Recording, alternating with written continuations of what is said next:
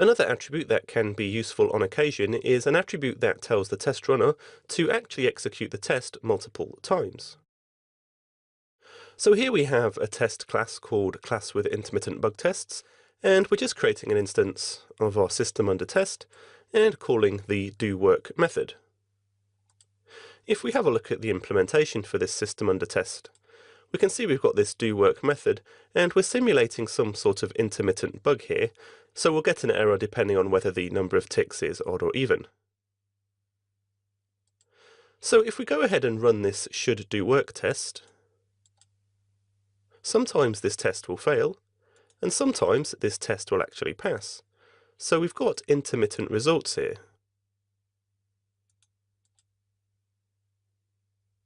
So we can see this time the test has passed. So because we've got this intermittent bug, we can never actually rely on the outputs from this test.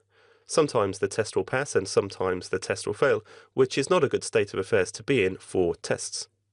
To allow us to get a more predictable result for this class with intermittent bugs, we can actually signify that we want this should do work test to be repeated a number of times. To do this, we add the repeat attribute to the test method here, and here we're saying that we should repeat this test 10,000 times. So we're not going to get any different test data or anything here.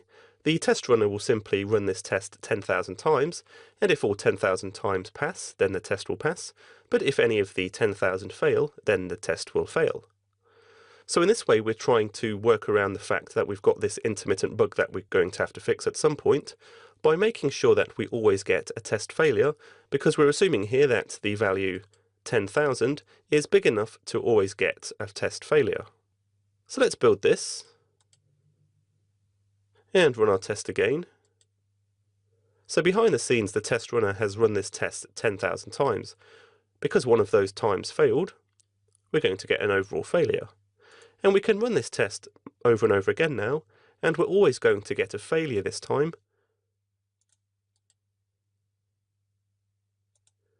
because the intermittent nature of the fault is being accounted for by the fact that we're repeating it 10,000 times. So now we have a test that's more reliable in the fact that it should fail when it actually is failing.